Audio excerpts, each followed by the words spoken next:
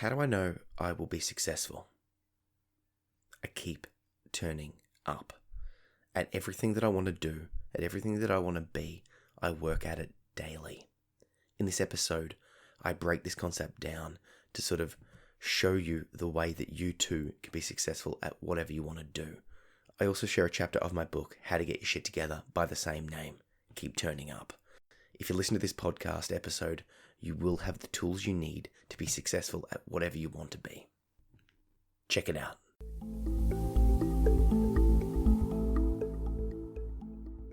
How do I know I'm going to be successful? How do I know that it's worth putting in all of this effort to do the things that I'm doing? Why do I keep going? Why do I try?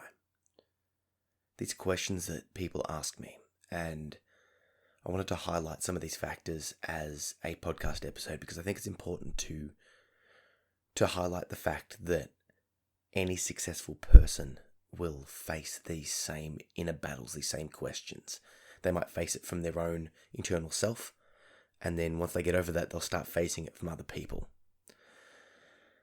There's a couple of things to address here.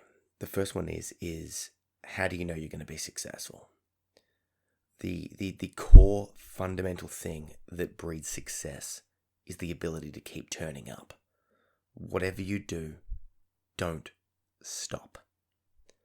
Now, this is balanced with the concept of, well, surely if you just keep doing the same thing over and over again and getting the same results, that's the definition of insanity, right?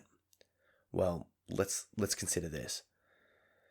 You need to keep turning up, keep trying, but also have a feedback loop, a feedback mechanism, some way to show you if you are improving and if you're not, to start learning. So I look at everything I'm doing and I apply that metric to it. I'm not genetically the strongest, nor the smartest, nor the anythingest. But what I do know is that I have the ability to keep turning up. Day in, day out, I will just work. Now, I don't know if that trait's genetic, but I feel like it isn't, because looking at where I've come from to where I am now, a lot of change has happened. One of my inspirations for this was looking over at basically every famous author and looking at their advice. And when you sort of synthesize it down and just look at what they say, the advice basically is read every day, write every day. And the same's true for almost every expert, professional, world-class performer. When you look at their performance, even you look at what they say to do, they just basically say, don't stop, just keep turning up. There's a quote I really like on this that basically goes along the lines of, do you remember the guy who gave up? No one does. By some anonymous person, which I find a bit ironic. But that quote is very inspirational. So how do I apply that to my life? Every day I meditate. Every day I exercise. Every day I do my Russian lessons. Every day I put content out. And that could be podcasting or writing or video blogs or a Skillshare course or anything like that. Over time, looking back at my past work, looking at where I am now, I can see a slow and steady improvement. And that's both in the quality of the content that I'm putting out, but also in the feedback that I'm getting from you guys, in the numbers, in the growth of book sales, in the growth of podcast subscribers, all of that sort of stuff, website visits, blog visits. And it's just really good to see that growth. Now, I'm like 3.5 years in at this stage, and only very recently am I starting to earn any money from this. Now, this isn't to say that money's the goal, because what I'm doing here, it's not a monetary goal. However, it's a good yardstick to measure things by. Now, to put this into context, it's maybe 10 to 20% of the income I need to survive. And that's not to, do anything fancy or flashy. That's just to, have a roof over my head and eat food. So I'm still a long way off supporting myself with my books and podcasts and all that sort of stuff. That's fine. Like I've said many times, the reason I'm doing this is basically I want to share the information that has helped me and can help other people. What I see though is people that I meet online and in person, they see what I'm doing, they see the numbers that I'm getting, and they want that for themselves. But the problem is they're only seeing me in the last 6 months. They're not seeing the 3 years prior to that, or, where I've been putting in this work every day, nor are they seeing the years and years and years of previous study and other experience that I had that enabled me to even start in the first place. There's a level of impatience that I think people have, and you really do have to put in the work for multiple reasons. You're not good enough. You're just not if you just when you first start in anything. And a good analogy is exercise, both weightlifting or Brazilian Jiu-Jitsu, the martial arts that I practice. With weightlifting, if you want to get strong, you have to go to the gym daily. You have to exercise daily. It's just, there's no way around it, and the weight doesn't lie. If you try to pick up some weight and you haven't put in the work, you just simply can't. If you try to run a distance in a certain time and you don't have the fitness because you haven't put in the work, you simply can't. Brazilian Jiu-Jitsu is a grappling martial art. Basically, it's like wrestling but with submission holds. And there's a direct correlation between time spent training and your ability to do the martial art. Basically, if someone is around my weight now, maybe 15 kilos lighter even, whatever, and they've been training more than me, they will beat me consistently. I might get lucky, but that might be like a 1 in 20 shot, 1 in 30 shot. It's pretty clear cut. If you train more, you are better. That's a great analogy for everything. The reason I'm harping on about this is because I want to drill home that point that if you do the work, you get the results. Simple. There's a direct correlation there. But for whatever reason, people are hesitant to risk it. They don't want to try. They don't want to be like, oh, but what if I put in the work and I don't get anything out of it? Yeah, that might happen. There are so many things that I've done that haven't produced direct results. One of them was starting a physical myotherapy business with my wife. We started it, then we got pregnant. And that caused us to have to hire staff sooner than we would like, and a whole bunch of other things, and we failed. Now, I could look at that, and that could have just, chopped the legs out from under me. Or I could look at it another way and go, okay, I just got an expensive lesson in business. Fine. Now I'm moving on. Now, the lessons that I learned, the money that cost, has paid dividends later on, and it will continue to do so. It's okay to fail, provided you learn from those failures. Another thing I want to highlight is that there's a massive lag between taking action and seeing tangible results. It will take ages for your gym work to produce strength gains, your meditation work to produce mental benefits. And same thing, it will take ages for you when you start doing any project to start seeing rewards. If you expect that, if you know that, and if you account for that, you will get some growth, and you will see some growth, and you will be able to get there. The final thing I want to address is that that when I share this, people will ask me, well, what started you down this path? How did you get this motivation to keep going without that direct reward? And my answer is something along the lines of, I realized that every successful person is just a people, right? They're just a person. They're just someone who decided one day that they're going to do something and get good at it and get really good at it, and they just kept going. Then I thought, okay, I can do that too. I can keep turning up. That's something that I can do. I can swallow my pride, I can swallow my ego, and I can keep trying. And then I thought, okay, what is something that I could keep turning up and doing that would be rewarding for me and beneficial for other people? That if I was and able to turn it into a full-time career, I would like to keep going with. And that for me was mental health advocacy and writing. So that's where I went, and I just keep turning up with it. I have a lot of other little goals and a lot of other little things. One of my real sort of long-term goals is to do fiction writing. Why did I choose that? Because it is hard, or at the time, it was seemingly impossible. Now I'm still working on it, I'm still growing, and I'm in the process of writing my first proper novel. I've done a couple of anthologies, but I'm working on that proper first novel. And I guess a lot of the stuff that I've done, the mental health writing, has helped me to start getting my own story out there. Has helped me to start writing in that first place. Why do I want to do something that was so hard? Because what's life without challenge? So now I'm left with this. I'm going to keep turning up daily. I'm going to keep pushing. I'm going to learn from my failures. And I'm going to know that if other people can keep turning up and get successful, so can I. And I'll know and expect to have to wait for that lag, that delayed gratification, that putting in the money, the time, the effort now for the investment in my future. So that's where I'm at.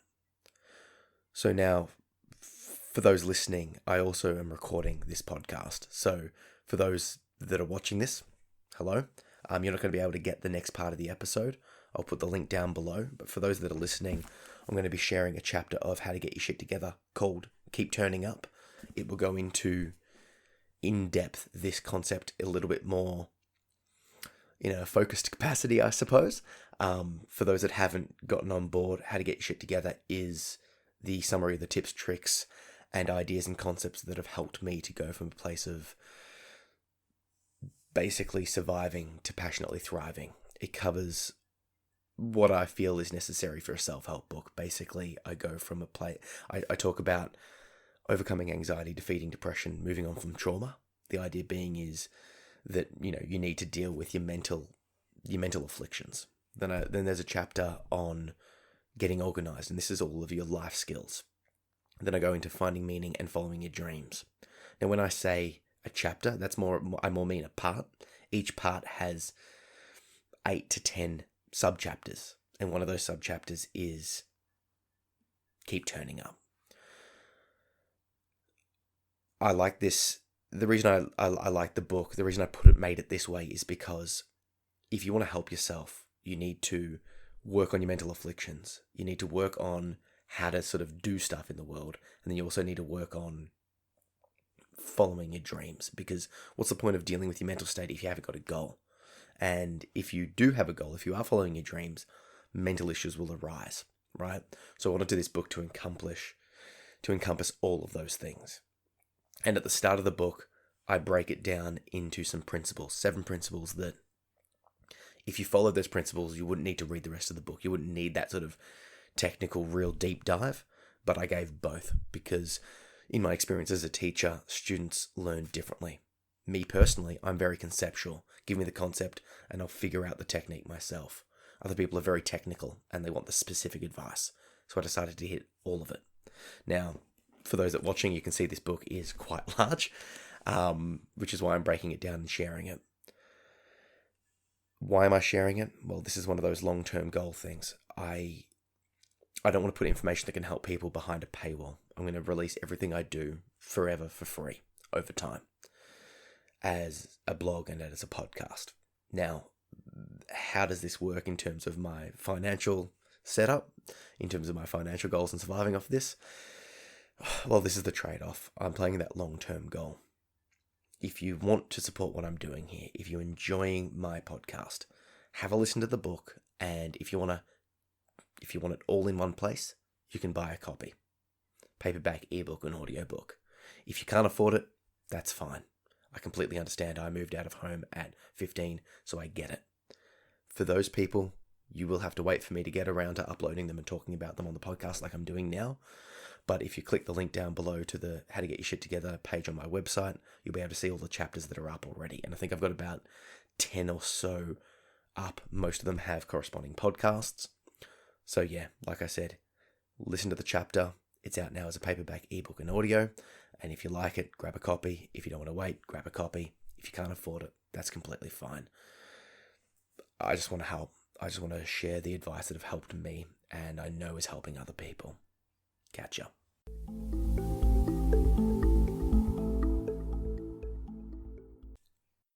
Chapter 6.6. Keep turning up. Good things are coming down the road.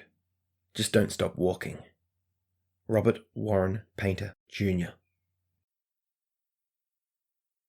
I love writing, fiction in particular, but it took years of idle dreaming before I had the confidence to even pick up a pen. How could I possibly start? I had some ideas, but I didn't think I could manage it.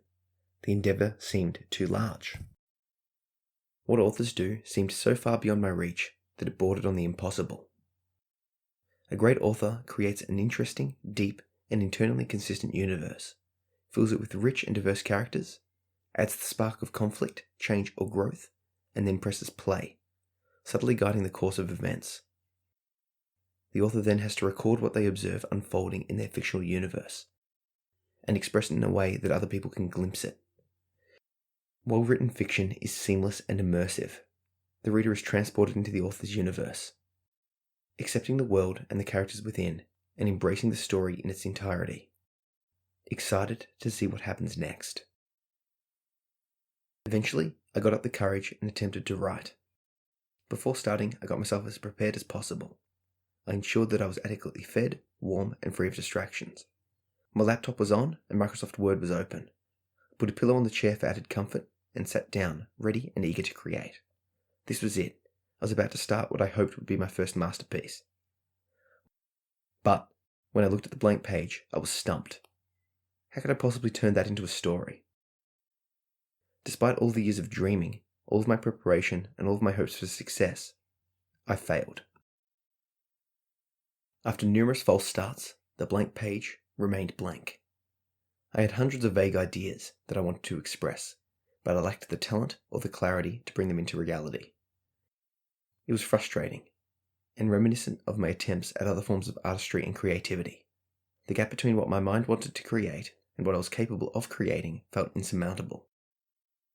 I was discouraged, but I didn't quit. I knew that nobody is born with world-class talent. No matter the person, no matter the industry, and no matter how far ahead of the pack they currently are, they were not born there. Every author that I've ever read started somewhere, and likely faced the same issues that I was currently facing. Yet they were able to push through and succeed. This realization set me on a journey of discovery. I wanted to know what they knew, and importantly, how they were able to develop the skills that I currently did not possess. I wanted to see what the common traits, habits, and actions of a successful author are, and then hopefully replicate them. In order to do this, I listened to them talk, read their autobiographies, and watched them being interviewed. Despite the differences in their style and genre, all of the authors repeatedly gave the following advice to prospective authors. If you want to be a writer, read and write a lot. This simple message was repeated over and over and over again. It was uncanny. Every single best-selling author insisted that the best thing you can possibly do each day is to read and write. When pressed, they of course delved into their daily rituals, preparations, and other habits. But at the core, their advice was always the same. Read and write every day. Be consistent. Keep turning up. Hearing this, I decided to persist. I was already reading daily, so I only now had to force myself to write more. I just needed to push through the initial phase of inability until I developed the skill set to create something worthwhile. I decided to throw caution to the wind and just start. Knowing full well that what I would produce in those early days would be terrible, but necessarily so. I knew that if I kept pushing through and kept writing each day, I would eventually get better. Over time, I was able to scratch out some poetry and then some short fiction. As my confidence grew, I decided to attempt to use my writing as a way to help myself through some of the more deep-seated mental afflictions by writing about the trauma of my past. This eventually became my first book, Under the Influence: Reclaiming My Childhood. From there, I went on to create my first fiction novella, Upgrade, which is an anthology of short stories taking place in a dystopic future. I chose to present that story as an anthology because I recognized my own limitations as a writer. I didn't yet have the skills necessary to write a complete novel. I knew that the story and the universe I wanted to create, but I also knew that I still wasn't at a stage in my abilities that I could hope to express onto the page what I had in my mind. So I chose a different approach. The collection of short stories that made up Upgrade were individually within my capacity as a writer, and collectively they told the story that I wanted to tell. My next attempt at fiction will hopefully be a step further towards my ultimate goal. Writing this book has been a mammoth undertaking. It just kept growing. It felt like a multi-headed hydra, as every time I finished a chapter, it felt like 2 new ones would pop up, needing to be written. I knew that the only way that I could possibly finish something like this was by turning up each day and putting pen to paper. It was slow progress, but slow progress is better than no progress at all. If I quit halfway, I would have nothing. If I had stopped when it became difficult, I would have had nothing. It is exceedingly obvious, but it needs to be stated out loud. The only way this book exists, and that you are listening to it right now, is because I didn't quit. In fact, the only reason anything exists, or anything is accomplished, is because its creators didn't quit. They kept turning up, consistently working, overcoming failures, and pushing through setbacks until the job was done. Remember that person who gave up? Nobody does. Anonymous. There is a simple truth that most people fail to accept. If you want to be successful at anything, you have to keep turning up. It isn't only best-selling authors that attribute their success to keeping on turning up. It is almost every successful person on the planet. Watch an interview with world-class performers, top-level business executives, elite athletes, successful musicians, actors, and artists, and you'll see the same thing. Despite all coming from different backgrounds and focusing on dramatically different endeavors, they all claim that they are successful because they kept turning up. They worked when others rested. They persisted when others quit. They pushed through repeated failures and setbacks. They recognized that only they can change their lives. They prioritized their goals and put future success in front of short-term pleasure. Take action. Research the origin story of 5 world-class performers. It doesn't matter what field, industry, or profession they come from, as long as they are or have been at the top. Alternatively, look up videos of them talking about their success. Take note of the commonalities between them, particularly on their attitudes to hard work, persistence, and overcoming failure and setbacks. It is clear that world-class performers do face the same challenges, hurdles, and setbacks that we all do. But unlike most people, they persist. They keep going when other people stop. They put in the hard work and never quit. Their journey to success may be long and winding, but eventually they got there. You'll have noticed that most of them failed many times before they were successful. And if they had given up when they failed, they would have never been the successes that they currently are. Success only comes from consistent, hard work. Most people fail, not because of lack of desire, but because of lack of commitment. Vince Lombardi. Watch a young child progress through the milestones of talking, eating, crawling, walking, swimming, tying their shoes, and so on. They consistently fail, but by watching, mimicking, and through continual trial and error, they eventually succeed. For kids, there are no shortcuts to be found. If they want to walk, they have to keep trying. These feats don't seem all that impressive because we now do them with ease. Yet the lessons of how we acquired those necessary life skills can be applied to excelling and achieving greatness. A distinction needs to be made between beating your head against a brick wall and effective personal development. By keep turning up, I'm not saying to keep trying the one approach, hoping it will be successful. I mean that you need to persist in pursuit of the goal, but not necessarily by only using the first method you try. If you keep working at your craft, attempting new approaches when the old ones fail, continually asking for feedback, always working on self-development and always learning new things, success will come. No other option is possible. Take exercise for example. Specifically, the goal of getting stronger. You need to lift weights and eat plenty of protein if you want to increase your muscle mass. There is no way around these two requirements. However, there are many different types of lifts, exercise plans, and approach to gym work, as well as a plethora of dietary options and advice that you could try.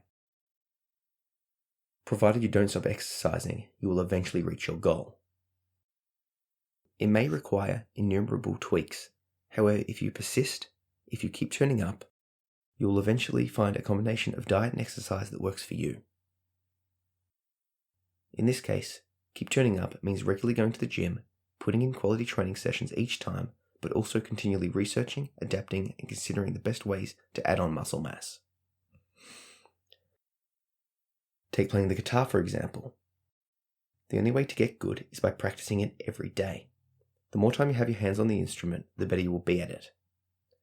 Ideally, it will eventually feel like an extension of your body, something you were almost born with. But to get to that level requires hours of work, repeated failures, and an initial inability to use it properly. In this case, keep turning up means practicing daily, as well as looking up tutorials or paying for regular lessons with a professional. You may need to change teachers many times until you find the right one for you. Even something as mundane as maintaining a clean house requires you to keep turning up. You need to plan where your household items will live when not in use. Bins need to be taken out. Dishes need to be washed, and kid toys need to be put away. The bed needs to be made daily. Toilets need to be scrubbed and floors vacuumed. There is dusting, polishing, bleaching, cleansing, and maintenance. Sure, you can let some things go for a while, but sooner or later you will have to address those omissions. A clean house requires hard work and consistent effort. Don't count on motivation, count on discipline. Jocko Willink.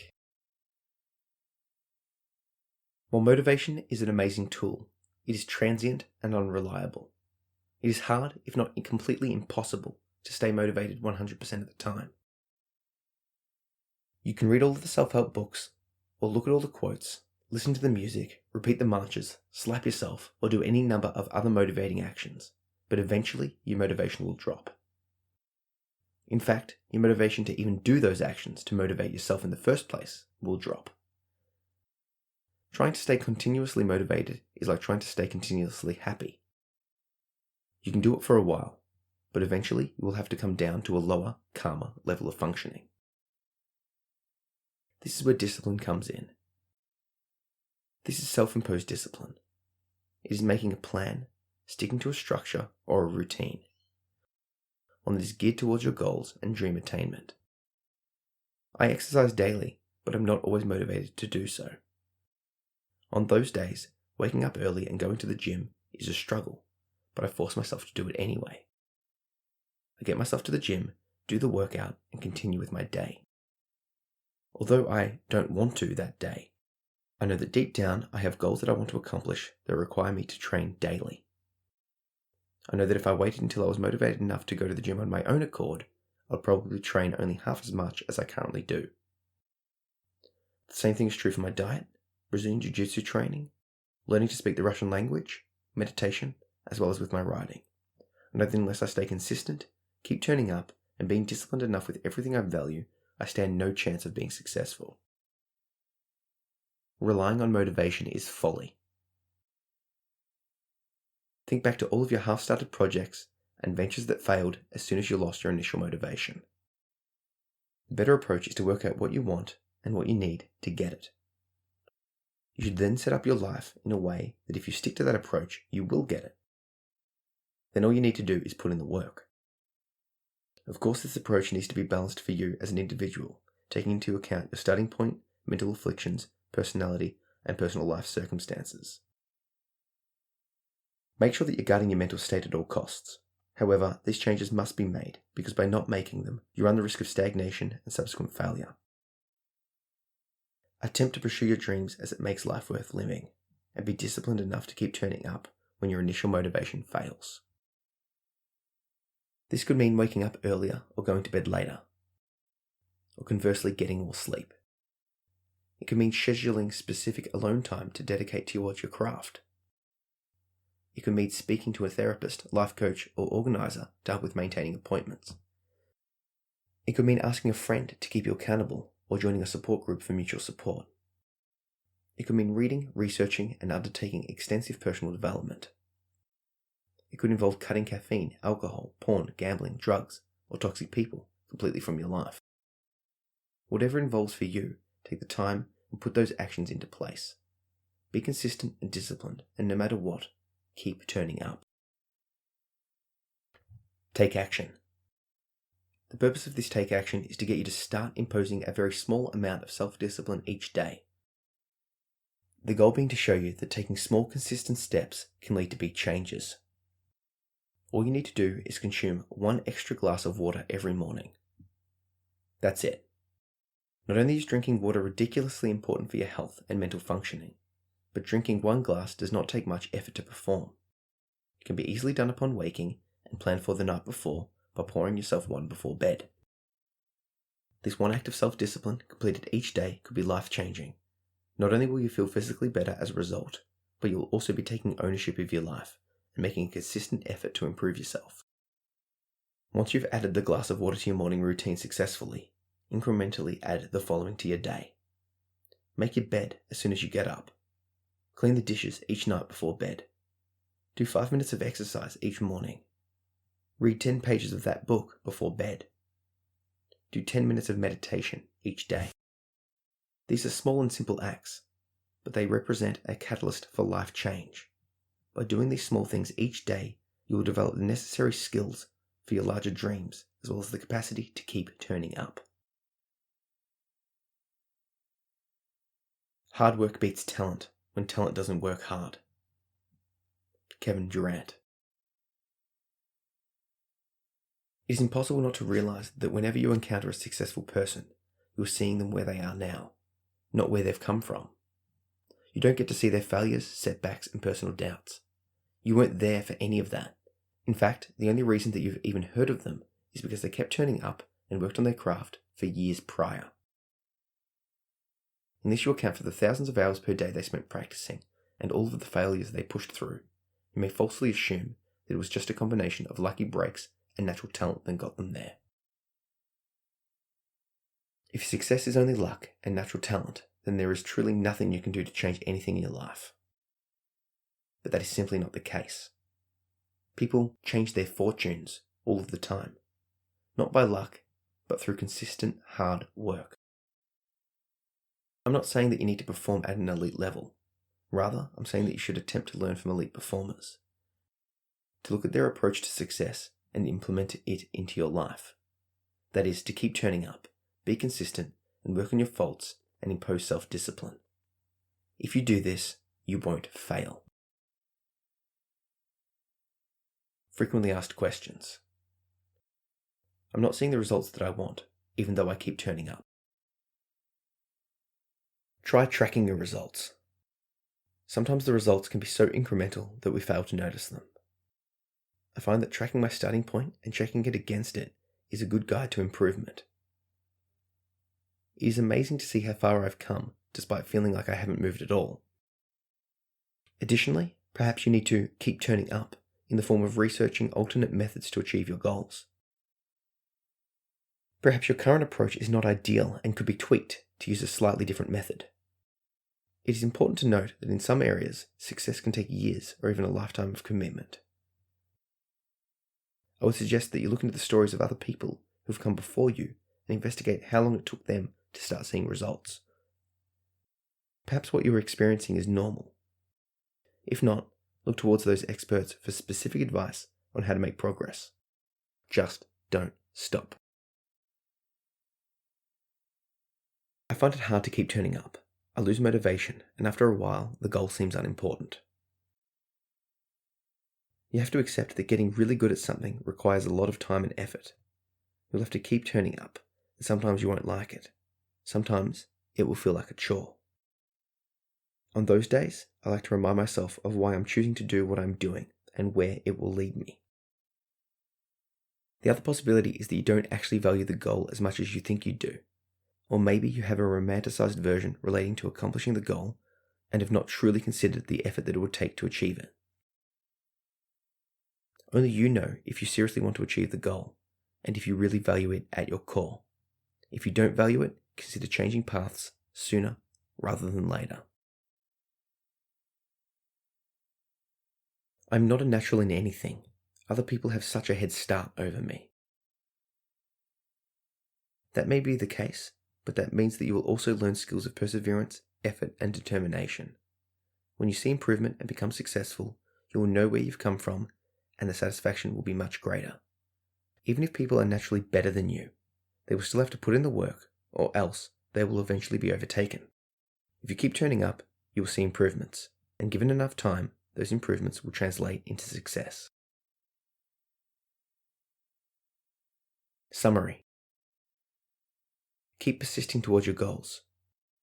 Recognize that it is only through years of experience, work, and overcoming failure and setbacks that you will be successful. If you quit, you guarantee your failure.